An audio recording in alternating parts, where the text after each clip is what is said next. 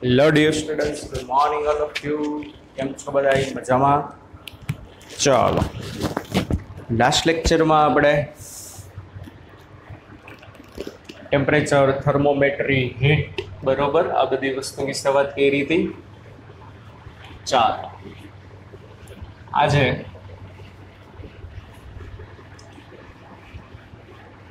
નવી વસ્તુ વાત કરીએ. ઉષ્મીય પ્રસરણ, થર્મલ એક્સપાન્શન. જે બાળકો જીનેટની તૈયારી કરતા હોય એને થર્મોડાયનેમિક્સ છે, દોલનો છે, તરંગો છે, એ કરવાની જરૂર છે, બરોબર. બાકી 12થમાં આનો યુઝ નહીં આવે. એક પણ જગ્યાએ, એક બે જગ્યાએ નાની નાની ફોર્મ્યુલા આવશે તો સિમ્પલ છે, પણ ત્યાં એનો ઉપયોગ નથી આવતો, બરોબર. 12થની દ્રષ્ટિએ જુઓ તો જે બાળકો જીનેટની તૈયારી કરે છે એના માટે તો ખાસ વસ્તુ જોવાની છે. ચાલો,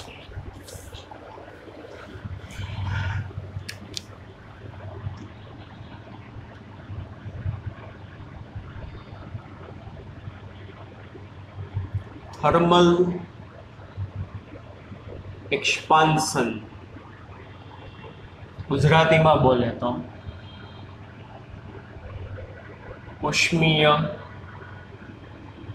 પ્રસરણ. ડોન્ટ ઓપન ટેક્સ્ટ બુક, બરાબર. અહીંયા જેટલું કરાવવું એટલું જ કરવાનું છે.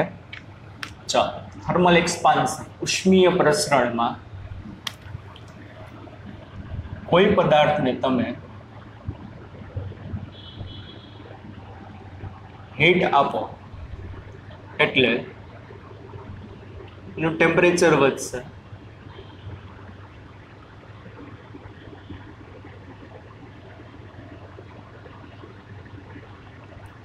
એ પદાર્થ એક્સપાન્ડ થશે. કોઈ પણ પદાર્થને તમે ઉર્જા આપો, ઉર્જા આપશો એટલે બાળકો એના તાપમાનમાં વધારો થશે, અને તાપમાનમાં વધારો થશે અને પદાર્થનું પ્રસરણ થશે. એનું શું થશે તો કે એક્સપાન્શન થશે. સમજાય છે કે નહીં? દાખલા તરીકે કોઈ પણ એક ઘન પદાર્થ છે,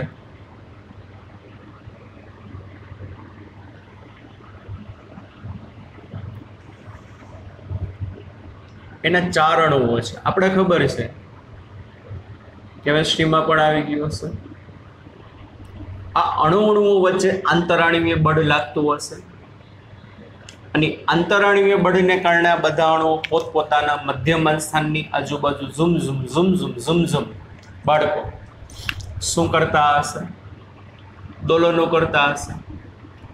આપણને એવું ફીલ થાય કે આ બધા અણુઓ એકબીજા સાથે સ્પ્રિંગથી કનેક્ટ છે, કારણ કે બધા અણુઓ શું કરતા હશે? એના મધ્યમાન સ્થાનની આજુબાજુ. માની લ્યો આ 2 અણુ લ્યો, બરોબર. તો આ 2 અણુ જે છે એટ અ ગિવન ટેમ્પરેચર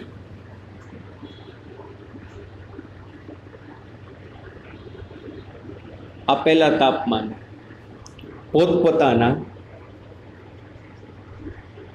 મધ્યમાન સ્થાનની આજુબાજુ શું કરતા હશે? દોલન કરતા હશે. સમજાય છે કે નહીં? આ 2 અણુઓમાં દોલન કરે છે. હવે માની લ્યો આપેલા તાપમાને આ 2 અણુઓનું આ જે છે મેક્સિમમ ડિસ્ટન્સ છે, મહત્તમ આટલા દૂર જાય છે, ને આ 2 અણુ એકબીજાની નજીક આટલા આવે છે. સમજાય છે? એટલે ગિવન ટેમ્પરેચર આમાં શું કરતા હશે? દોલન કરતા હશે. આમાં બરાબર આ રીતે. અને દોલન કરે છે, દૂર જાય છે, નજીક આવે છે, દૂર જાય છે, નજીક આવે છે. તો બાળકો આ જે એનું ડિસ્ટન્સ હશે ને, આ એનું એવરેજ ડિસ્ટન્સ હશે. કેવું ડિસ્ટન્સ હશે? એનું એવરેજ ડિસ્ટન્સ હશે. હવે આ બધા અણુઓ દોલન કરે છે, દૂર જાય છે, નજીક આવે છે, દૂર જાય છે, નજીક આવે છે. આ બધા અણુઓ આમ દૂર જશે, આમ દૂર જશે, એટલે આ પણ આમ મધ્યમાન સ્થાનની આજુબાજુ શું કરતો હશે? આમ દોલન કરતો હશે. આ 2 ખેંચાશે, નજીક આવે, ખેંચાય, નજીક આવે, ખેંચાય, એટલે આ એના મધ્યમાન સ્થાનની આજુબાજુ, આ એના મધ્યમાન, આ એના મધ્યમાન, આ એના મધ્યમાન સ્થાન, બધા અણુ એના મધ્યમાન સ્થાનની આજુબાજુ દોલન કરતા હશે. સોલિડ માટે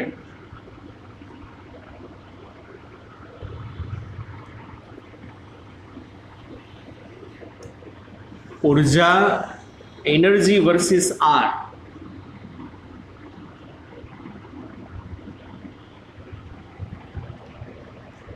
આર એટલે હું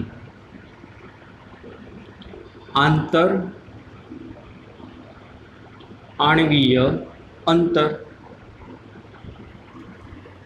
બે અણુઓ વચ્ચેનું જે અંતર હોય ને આણ્વીય અંતર કહેવાય. આંતર આણ્વીય અંતર, અણુઓ વચ્ચેનું અંતર. સોલિડ માટે તમે બાળકો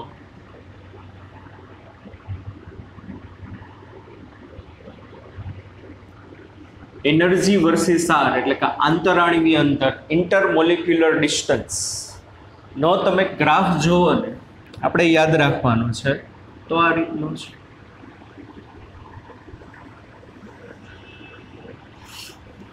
પ્રાયોગિક આલેખ છે, આ યાદ રાખવાનો છે.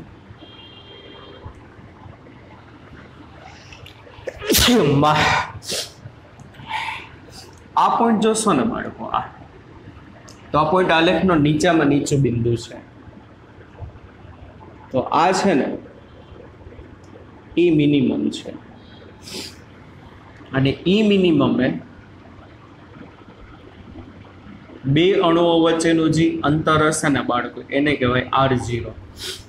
બે અણુઓ વચ્ચેનું અંતર હશે એને શું કહેવામાં આવશે? R0. આપણે શું જોવાનું છે કે ભાઈ તમે કોઈ પણ પદાર્થને ઉર્જા આપશો એટલે તાપમાન વધશે એટલે એનું એક્સપાન્શન થશે.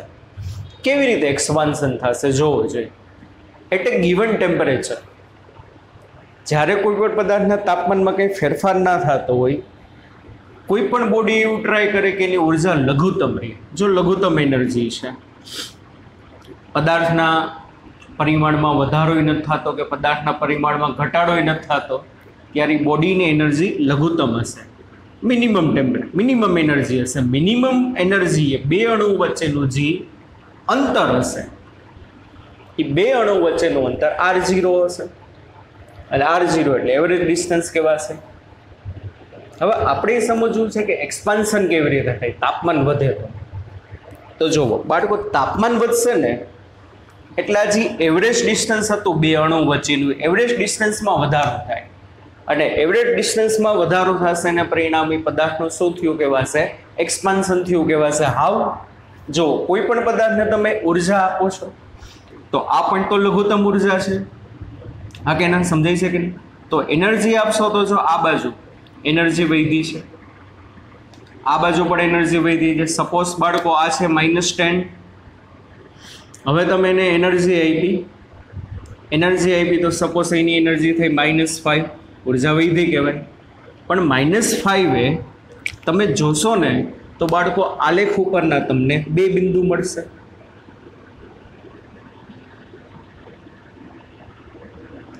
આ બિંદુ એ બે અણુ વચ્ચેનું આ જે અંતર છે, અને આ બિંદુ એ બે અણુ વચ્ચેનું આ જે અંતર છે. જો શું થશે? આ જે અંતર હશે ને બાળકો એને કહેવાય R મિનિમમ. ઉર્જા તમે આપી તો બે અણુ એકબીજાની આટલા નજીક આવે છે, કારણ કે વાઇબ્રેશન તો થતું હશે. અને આ જે એનું ડિસ્ટન્સ છે જે કેટલું છે? R મેક્સ છે. સમજાય છે કે નહીં? તો એનું એવરેજ ડિસ્ટન્સ જે છે R એવરેજ એ કેટલું થશે?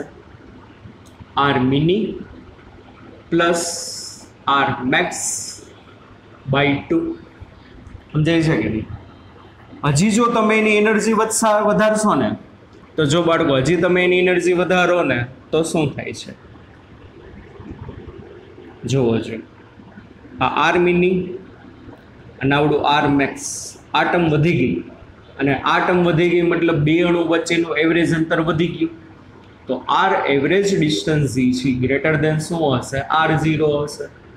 બે અણુઓ વચ્ચેનું અંતર એની સ્થાયી અવસ્થામાં જેટલા બે અણુ વચ્ચેનું અંતર હતું એના કરતાં વધી ગયું, એના પરિણામે પદાર્થનું એક્સપાન્શન થયું કહેવાય. અને આ ગ્રાફ જે છે અસમમિતિ ધરાવે છે.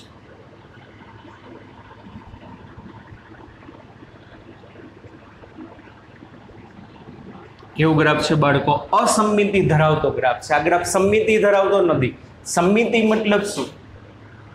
દાખલા તરીકે એનર્જી વર્સિસ ઇન્ટરમોલિક્યુલર ડિસ્ટન્સનો ગ્રાફ આ રીતનો હોય. સ્વામિનારાયણ ભગવાનના ચાંદલા છે ઝમ. તો આ જો શું કરે, અહીંયા એનર્જી -10 માંથી -5 થઈ, તો મિનિમમ ડિસ્ટન્સ જેટલું હતું એના કરતાં મેક્સિમમ ડિસ્ટન્સ વધુ છે. દાખલા તરીકે -5 માંથી -2 થઈ, તો મિનિમમ ડિસ્ટન્સ હતું એના કરતાં મેક્સિમમ ડિસ્ટન્સમાં વધારો વધુ છે. પણ જો આ ગ્રાફ શું ધરાવતો હોય? સમમિતિ ધરાવતો હોય, તો શું થશે? આ બાળકો એનર્જી કેવી છે? મિનિમમ છે. માની લ્યો તમે -10 કરી તો -10 કરી તો શું થશે? આ મિનિમમ, આ મેક્સિમમ. તો આનું તમે એવરેજ કાઢશો ને, પાછો R0 જ આવશે. હજી તમે એનર્જી વધારો છો. મિનિમમમાં જેટલો ઘટાડો થયો ને સામે મેક્સિમમમાં એટલો જ વધારો થયો છે. અહીંયા શું છે? મિનિમમમાં જેટલો ઘટાડો થયો એના કરતાં મેક્સિમમમાં વધારો વધુ છે. જો ગ્રાફ સમમિતિ ધરાવતો હોય તો મિનિમમ જેટલું ડાઉન જશે ને મેક્સિમમ એટલું અપ જશે. તો એવરેજ R0 ની R0 જ રહેશે. પણ આપણો ગ્રાફ તો કેવો છે? અસમિતિ ધરાવે છે. આ પ્રયોગો કહે છે આ વસ્તુ શક્ય નથી. પણ જો તમે કોઈ પણ બોડીનું ટેમ્પરેચર વધારશો તો શું થશે? બે અણુનું એકબીજાથી દૂર જવાનું અંતર જે છે તાપમાન વધારતા બે અણુ વાઇબ્રેટ થતા હશે. નોર્મલ ટેમ્પરેચર ઝમ ઝમ ઝમ ઝમ ઝમ ઝમ વાઇબ્રેટ થતા હતા, ઝમ ઝમ ઝમ ઝમ ઝમ ઝમ. પણ ઉર્જા વધારી રહી એટલે ઝુમ ઝુમ ઝુમ ઝુમ વાઇબ્રેટ થવા માંડ્યા. તો બે અણુનું એકબીજાથી દૂર જવાનું જે ડિસ્ટન્સ છે એ નજીક આવવાના ડિસ્ટન્સ કરતાં વધુ હશે. એને પરિણામે R એવરેજ એના R0 કરતાં વધી જશે. એને પરિણામે પદાર્થનો શું થશે? તો કે એક્સપાન્શન થશે. પદાર્થનો શું થશે બાળકો? એક્સપાન્શન. રેડી? એક આ વસ્તુ યાદ રાખવાની છે.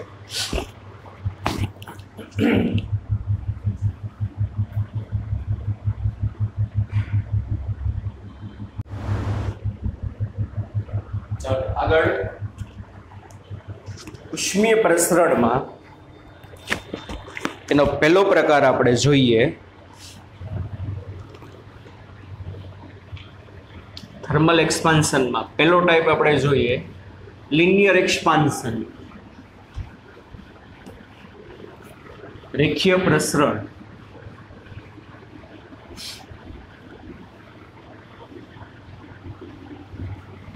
આખી પ્રાયોગિક થિયરી છે, પ્રાયોગિક અવલોકનો ઉપરથી એ લોકોએ મેળવ્યું છે. શું છે બાળકો પહેલો ટાઈપ? લિનિયર એક્સપાન્શન,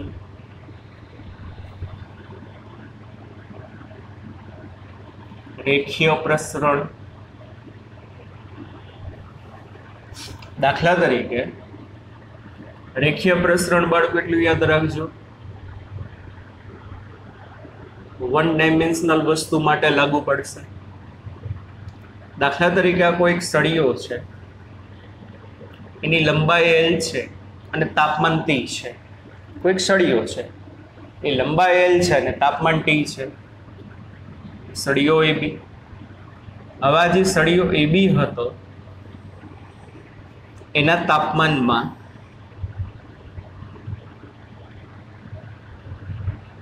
શું કરો તમે? ડેલ્ટા T જેટલું તમે એનું તાપમાન શું કરો? વધારો. તો એની લંબાઈ થઈ જાય છે AB ની બદલે AB ડેશ. તો એની નવી લંબાઈ જે છે ને બાળકો L પ્લસ ડેલ્ટા L છે. સમજાય છે? તો લંબાઈમાં થતો વધારો ડેલ્ટા L, તાપમાનમાં થતો વધારો ડેલ્ટા T છે. એક સળિયો છે L લંબાઈનો અને ત્યારે એનું ટેમ્પરેચર T જેટલું હતું. હવે આ સળિયાના તાપમાનમાં તમે ડેલ્ટા ટી જેટલો વધારો કરો તેની લંબાઈમાં ડેલ્ટા એલ જેટલો વધારો થાય છે. પ્રયોગો શું કહે છે બાળકો? કે પ્રયોગો પરથી કોઈ પણ સળિયાની લંબાઈમાં થતો વધારો ડેલ્ટા એલ તેની મૂળ લંબાઈના સમપ્રમાણમાં હશે. જોવો જોઈએ, માની લ્યો કોઈ 1 મીટરનો સળિયો હોય, એના તાપમાનમાં તમે 50 ડિગ્રી સેલ્સિયસનો વધારો કરો, તેની લંબાઈમાં કંઈક વધારો થશે ડેલ્ટા એલ જેટલો. 2 મીટરનો સળિયો હોય, એનું તાપમાન તમે 50 ડિગ્રી જેટલું વધારો, તો જો બે સળિયાના તાપમાનમાં થતો વધારો 50 ડિગ્રી છે, પણ એક સળિયાની મૂળ લંબાઈ 1 મીટર હતી, ત્યારે માની લો ની લંબાઈમાં 0.1 mm જેટલો વધારો થયો. તો બીજા સળિયાની લંબાઈ 2 મીટર છે, તો ત્યારે ભલે એનું તાપમાન 50 ડિગ્રી જ વધાર્યું, પણ એ સળિયાની લંબાઈમાં થતો વધારો 0.1 mm નહીં હોય, એના કરતાં કંઈક વધુ હશે, સપોઝ 0.15 mm છે. તો કોઈ પણ દ્રવ્ય, કોઈ પણ સળિયાની લંબાઈમાં થતો વધારો તેની મૂળ લંબાઈના શું હોય? સમપ્રમાણમાં હશે.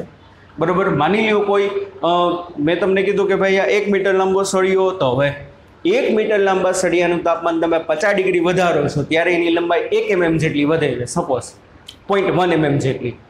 હવે માની લો તમારા ઘરે 1 સેન્ટીમીટરનો નાનો સળિયો હોય અને એનું તાપમાન તમે 50 ડિગ્રી વધારો તો સિમ્પલ વસ્તુ છે, 0.1 mm જેટલી લંબાઈ નથી વધવાની. ઇઝીલી તમે સમજી શકો.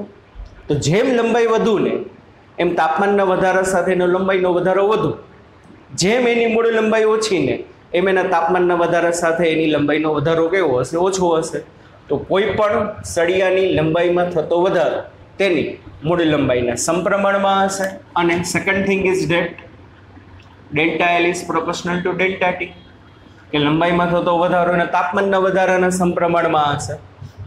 દાખલા તરીકે બે સળિયા છે 1-1 મીટરના, આ બે 1-1 મીટરના સળિયાના તાપમાનમાં જો બેની હવે લંબાઈ સરખી છે, મૂળ લંબાઈ, પણ એક સળિયાના તાપમાનમાં તમે 50 ડિગ્રીનો વધારો કરો, બીજા સળિયાના તાપમાનમાં તમે 100 ડિગ્રીનો વધારો કરો, તો આ વખતે થશે શું? બેની લંબાઈ સરખી છે, પણ એકનું તાપમાન તમે 50 જેટલું વધાર્યું, બીજાનું તાપમાન તમે 100 જેટલું વધાર્યું, તો થશે શું? ઓબ્વિયસલી પેલા સળિયાની લંબાઈનો વધારો ઓછો હશે, બીજા સળિયાની લંબાઈનો વધારો કેવો હશે?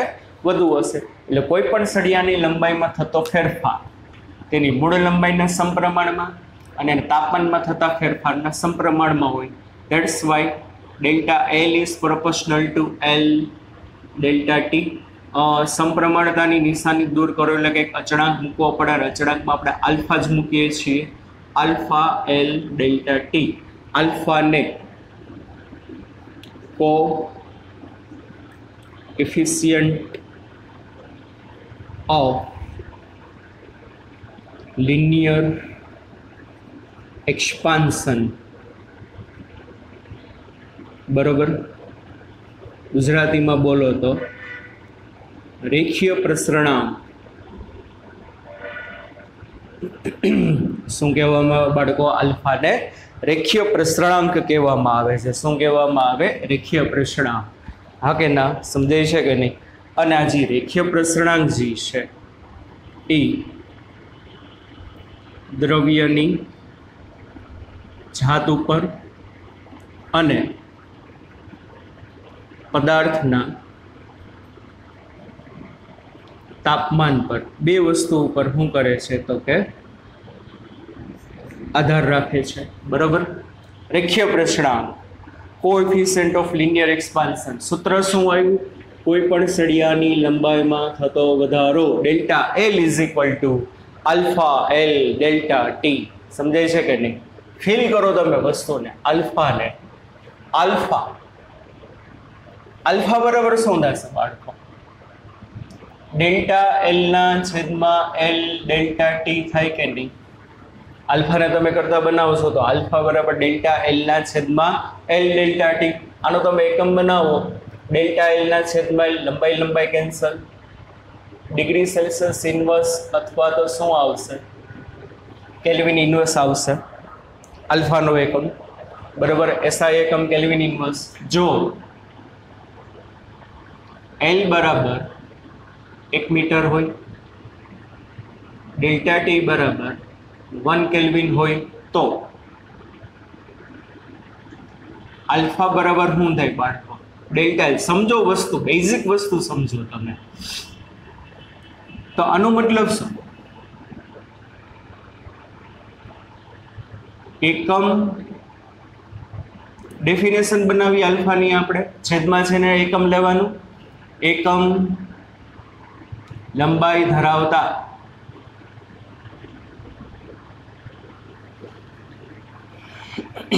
સળિયાના તાપમાનમાં એક એકમનો વધારો કરતા તેની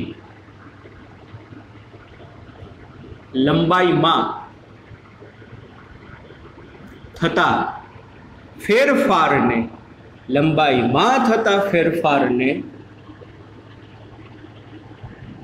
રેખીય પ્રસરણાંક કહે છે. ફીલ કરો બાળકો, શું કહે છે ભાઈ? કે ભાઈ કોઈ એક સળિયો છે, 1 મીટર લાંબો છે, એના તાપમાનમાં 1 કેલ્વિન જેટલો વધારો કરો. 1 મીટર લંબાઈના સળિયાના તાપમાનમાં 1 કેલ્વિન જેટલો વધારો કરતા તેની લંબાઈમાં જી ફેરફાર થાય ને, એ લંબાઈના ફેરફારને એનો આલ્ફા કહેવાય. બાળકો કન્સેપ્ટ ક્લિયર કરો. આલ્ફા બરાબર ડેલ્ટા એલ ના છેદમાં એલ ડેલ્ટા ટી. કે 1 મીટર લંબાઈનો સળિયો છે, એના તાપમાનમાં 1 કેલ્વિન જેટલો વધારો કરો અને ત્યારે એની લંબાઈમાં જેટલો વધારો થાય ને એને એનો આલ્ફા કહેવાય. રેખીય પ્રસરણાંક કહેવાશે.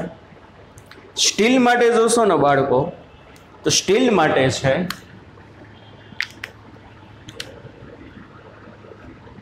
આલ્ફા સ્ટીલ 1.2 ગુણ્યા 10⁻5 સેલ્સિયસ ઇન્વર્સ. હવે કોઈ કહેશે સમજાણું કે નહીં વસ્તુ શું? આલ્ફા એટલે શું? લંબાઈનો ફેરફાર. ક્યારે લંબાઈનો ફેરફાર?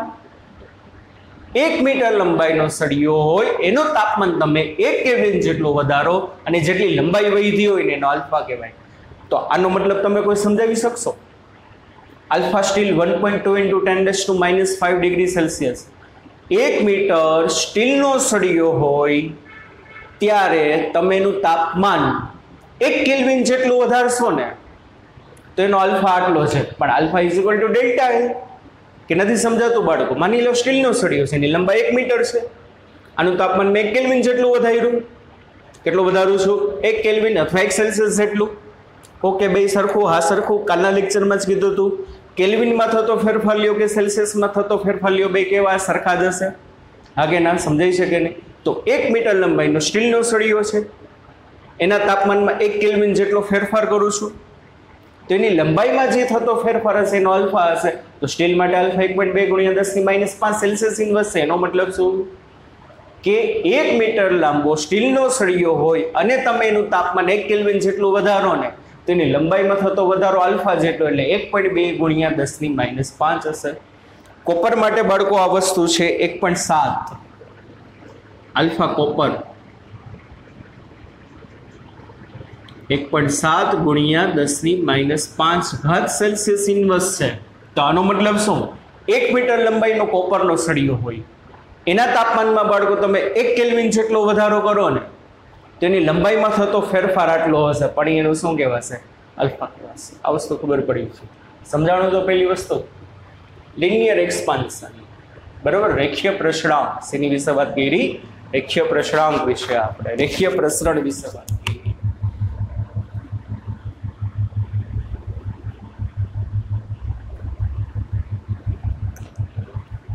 રેખીય પ્રસરણનો અચળાંક છે એટલા માટે એને શું કહેવામાં આવશે બાળકો? રેખીય પ્રસરણાંક. સમજાય છે કે નહીં? ચાલો પછી બીજો પ્રકાર છે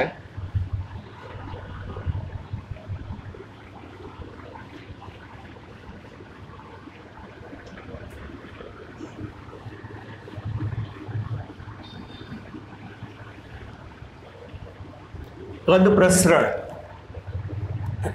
બીજો ટાઈપ છે બાળકો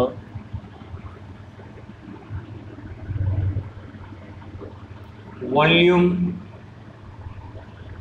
એક્સપાન્શન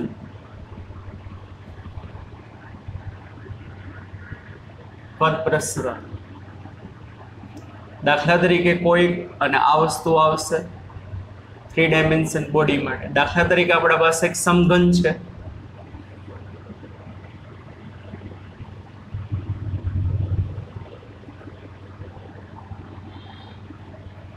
સમઘનની લંબાઈ, પહોળાઈ, ઊંચાઈ બધી સરખી જોઈએ આપણને ખબર છે, તો આનું મૂળ કદ કેટલું હશે બાળકો?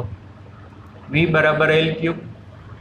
આ સમઘનના તાપમાનમાં તમે ડેલ્ટા T જેટલો વધારો કરો તો કદમાં ડેલ્ટા V જેટલો વધારો થશે, અને એનું મૂળ કદ કેટલું છે બાળકો? V જેટલું. તો એક્સપેરિમેન્ટ શું કહે છે કે કોઈ પણ 3 ડાયમેન્શનલ વસ્તુના કદમાં થતો વધારો ડેલ્ટા V તેના મૂળ કદના સમપ્રમાણમાં, જેવી રીતે મૂળ લંબાઈ હતી, અને delta V is proportional two શું થશે? Delta T. વાજી વસ્તુ હતી જ. Therefore delta V is proportional to V delta T. Therefore delta V બરાબર માં અચળાંક આવતો આલ્ફા, અહીંયા આપણે અચળાંક લખશું gamma, gamma V delta T. Delta V is equal two બાળકો શું થશે? Gamma V delta T. અને ગેમાને શું કહેવામાં આવશે બાળકો? Coefficient of volume expansion. ઇંગ્લિશમાં બોલું છું, કોએફિશિયન્ટ ઓફ વોલ્યુમ એક્સપાન્શન. ગુજરાતીમાં બોલો તો કદ પ્રસરણાંક કહેવામાં આવે. શું કહેવામાં આવશે બાળકો? કદ પ્રસરણાંક કહેવામાં આવશે ડેલ્ટા વી ને, સોરી ગેમાને.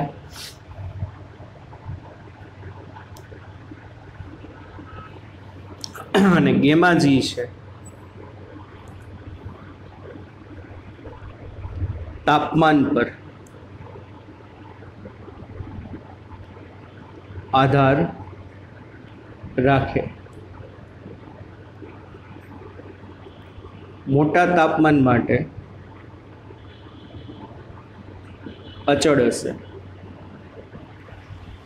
ગેમાનો ઓલો કોઈ બાળકો છે ને એક્સપેરિમેન્ટલ કર્વ આપ્યો છે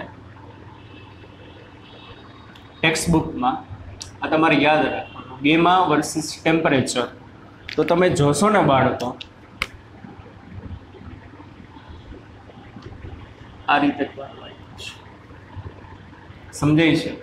માની લ્યો આ ટેમ્પરેચર સપોઝ 200 કેલ્વિન જેટલું છે, આ ટેમ્પરેચર સપોઝ 300 કેલ્વિન જેટલું છે, આ ટેમ્પરેચર સપોઝ 100 કેલ્વિન જેટલું છે. તો ટેમ્પરેચર વધારો છે ને તો ગેમાની વેલ્યુ બાળકો વધે છે, પણ અમુક ટેમ્પરેચર પછી જોશો તમે,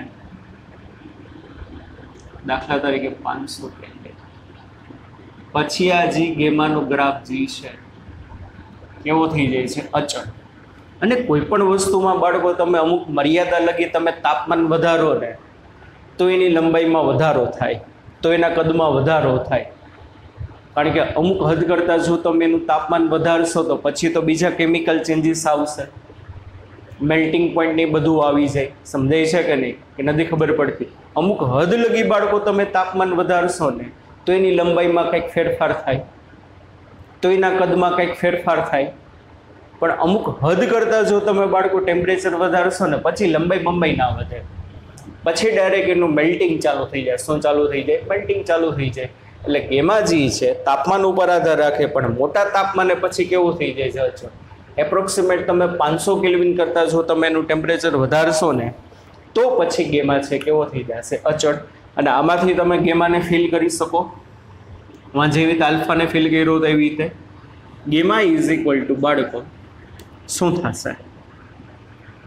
ડેલ્ટા વીના છેદમાં વી ડેલ્ટા ટી. બરાબર. આનો એકમ શું થશે? સેલ્સિયસ ઇન્વર્સ અથવા તો કેલ્વિન ઇન્વર્સ જ થવાનો છે. કદનો એકમ કેન્સલ, મીટર ક્યુબ. બરાબર. સેલ્સિયસ ઇન્વર્સ અથવા તો કેલ્વિન ઇન્વર્સ. તો શું થશે? આમાં ડેફિનેશન જ થશે કે નહીં બાળકો? એકમ કદ ધરાવતા પદાર્થના છેદમાં હોય ને એકમ લઈ લેવાનું. એકમ કદ ધરાવતા પદાર્થના તાપમાનમાં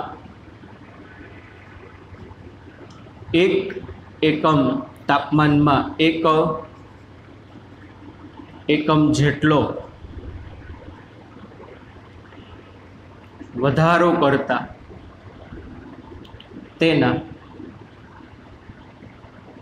કદમાં થતા વધારાને કદ પ્રસરણાંક કહે છે. જો v બરાબર બાળકો 1 મીટર ક્યુબ હોય અને ડેલ્ટા ટી બરાબર 1 કેલ્વિન હોય તો શું થશે બાળકો? ગેમા બરાબર શું થાય? ડેલ્ટા વી થશે. સ્ટીલ માટે છે ને બાળકો 3.6 ગુણ્યા 10⁻⁵ સેલ્સિયસ ઇન્વર્સ છે. જોયું બાળકો? આલ્ફા શું હતો? 1.2 ગુણ્યા 10⁻⁵.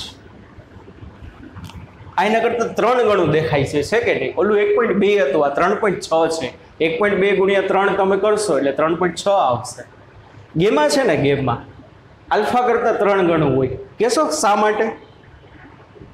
કારણ કે આમાં તમે બાળકો તાપમાન વધારશો ને તો લંબાઈમાં જેટલો વધારો થાય એટલો આમાં ને એટલો આમાં વધારો થશે.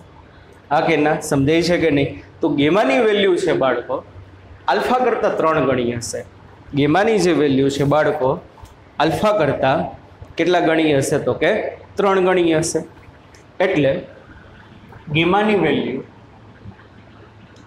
3 આલ્ફા થાય. કોના માટે? ફોર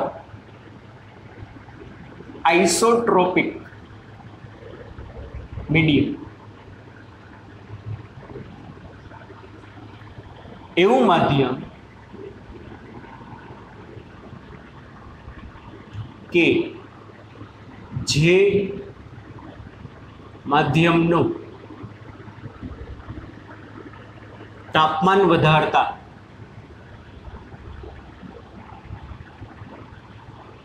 ત્રણેય પરિમાણમાં થતો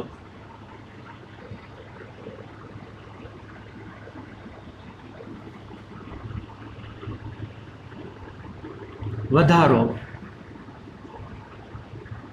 સમાન હોય તેને આઇસોટ્રોપિક મીડિયમ કહે છે. હવે શું ખાસ યાદ રાખજો બાળક, ગેમા બરાબર 3 આલ્ફા થાય. કોના માટે? એવું માધ્યમ આઇસોટ્રોપિક માધ્યમ. આઇસોટ્રોપિક માધ્યમ એટલે શું? કે જેનું તમે તાપમાન વધારો ને તો તેના ત્રણેય પરિમાણમાં થતો વધારો કેવો હોય? સમાન હોય. દાખલા તરીકે કોઈ પણ પદાર્થનું તાપમાન તમે ડેલ્ટા ટી જેટલું વધારો તો લંબાઈ જેટલા ટકા વધે, પહોળાઈ એટલા ટકા વધે અને ઊંચાઈ એટલા ટકા વધે તો એને આઇસોટ્રોપિક મીડિયમ કહેવાય. કોઈ પણ પદાર્થનું તાપમાન ટી જેટલું વધારતા માની લો લંબાઈમાં 0.1% વધારો થયો તો પહોળાઈમાં 0.1% વધારો થાય, ઊંચાઈમાં 0.1% વધારો થાય, તેનો આઇસોટ્રોપિક મીડિયમ કહેવાય. અને આ પ્રકારના પદાર્થને ફોટોગ્રાફિક વિવર્ધન કહેવામાં આવે. કેવું કહેવામાં આવે? ફોટોગ્રાફિક વિવર્ધન. શબ્દ ઉપરથી તમને ખબર પડવી છે. ફોટોગ્રાફિક વિવર્ધન શુદ્ધ ગુજરાતી શબ્દ છે. ફોટોગ્રાફિક વિવર્ધન એટલે આપણને ખબર જ છે બાળકો, આપણે મોબાઈલમાં કોઈ પણ ઇમેજ આવી હોય, ઇમેજને તમે ઝૂમ કરો છો તો ઝૂમ કરશો તો એક પ્રકારનું ફોટોગ્રાફિક વિવર્ધન કહેવાય. આઇસોટ્રોપિક એક પ્રકારનું મીડિયમ કહેવાશે. કેમ બાળકો આઇસોટ્રોપિક મીડિયમ કહેવાશે? કારણ કે ફોટાને તમે ઝૂમ કરો, માની લો તમારો કોઈ નાનપણનો તમારો ફોટો હશે એ તમે મોબાઈલમાં તમે ઝૂમ કરો તો શું થશે? એની બધી બાજુથી પરિમાણમાં થતો વધારો સરખો હશે કે નહીં? એવું ના હોય કે ભાઈ ફોટાને તમે ઝૂમ કરો તો જમણો આંખ મોટો રહી જાય, ડાબો આંખ નાનો રહી જાય, એક આંખ મોટી રહી જાય, એક આંખ નાની રહી જાય, ડાકલા જેવા ભૂત જેવા લાગો. સમજાય છે કે નહીં? ના, એવું નથી થતું. આઇસોટ્રોપિક મીડિયમ છે. બધી બાજુ પરિમાણમાં થતો વધારો કેવો છે? સમાન છે. It is known as isotropic medium. અને કેમેસ્ટ્રીની ભાષામાં આઇસોટ્રોપિક માધ્યમને એમરફસ કહેવામાં આવે. કેમેસ્ટ્રીની ભાષામાં આઇસોટ્રોપિક મીડિયમ કોના માટે લાગુ પડે છે? એમરફસ પદાર્થો જે હોય એ એમરફસ પદાર્થને કેવા કહેવામાં આવે બાળકો? આઇસોટ્રોપિક મીડિયમ કહેવાય. કેવા કહેવાય? આઇસોટ્રોપિક. બે પ્રકારના હોય, આઇસોટ્રોપિક અને એનઆઇસોટ્રોપિક. એનઆઇસોટ્રોપિક મીડિયમમાં શું થશે? તાપમાન વધારો તો બધા પરિમાણમાં વધારો સરખો ના હોય. મોટાભાગના જે ક્રિસ્ટલાઇન સોલિડ હોય, બરોબર, ક્રિસ્ટલ સ્ટ્રક્ચર ધરાવતા સોલિડ હોય એ એનઆઇસોટ્રોપિક મીડિયમ કહેવાય. એનું ટેમ્પરેચર વધારો તો બધા પરિમાણમાં સરખો વધારો થાય નહીં. એટલે આ વસ્તુ યાદ રાખવાની. બેમાં બરાબર બાળકો શું થશે? તો કે 3 આલ્ફા થશે. આ જે પદાર્થ હતો એનું તાપમાન માની લ્યો તમે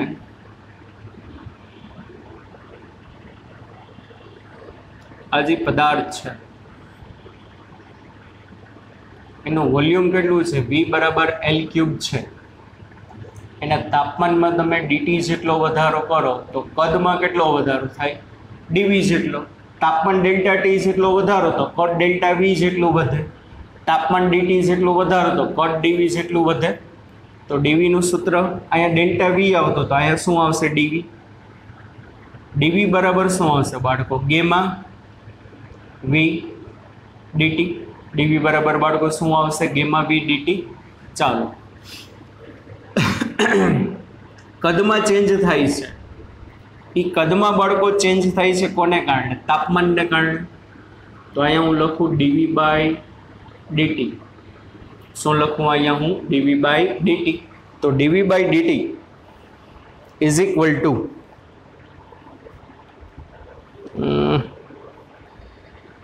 પહેલાનું આપણે લંબાઈની સાપેક્ષે વિકલન કરવો જોઈએ.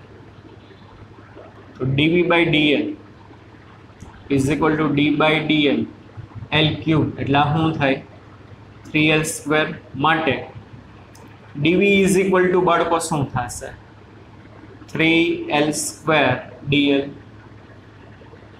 dV ઇઝ ઇક્વલ ટુ બાળકો શું થશે? 3L² dl. તો ચાલો, માટે અહીંયા dV is equal two 3L² dl is equal two gamma V ની બદલે મૂળ કદ L³ dt બરોબર 3dl is equal two gamma L dt. અહીંયા L² છે, અહીંયા L³ છે, પણ dl બરાબર આલ્ફા L dt લખાય કે નહીં બાળકો? dl બરાબર આલ્ફા L dt. તો 3 ઇન્ટુ dl ની બદલે alpha L dt is equal two gamma L dt. dt dt L L cancel.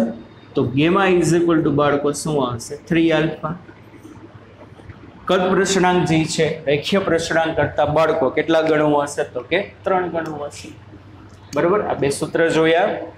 હજી આપણે રેખીય પ્રસરણ વિશે જે થોડુંક સમજવાનું છે, બીજા ભાગમાં સમજશું. આ પાર્ટ 1 હતો, બાકીનું આપણે નેક્સ્ટ લેક્ચરમાં જોશું. બરોબર, આપણે બે વસ્તુ જોઈ, રેખીય પ્રસરણ કોને કહેવાય, પદ પ્રસરણ કોને કહેવાય. હજી થોડું ઘણું આગળ આપણે બીજા 1-2 નવા ટોપિક આમાંનામાં જોવાના છે, પણ એ નેક્સ્ટ લેક્ચરમાં જોશું. ત્યાં લગી બાળકો bye bye, take care, C you, ધ્યાન રાખજો, બાય બાય.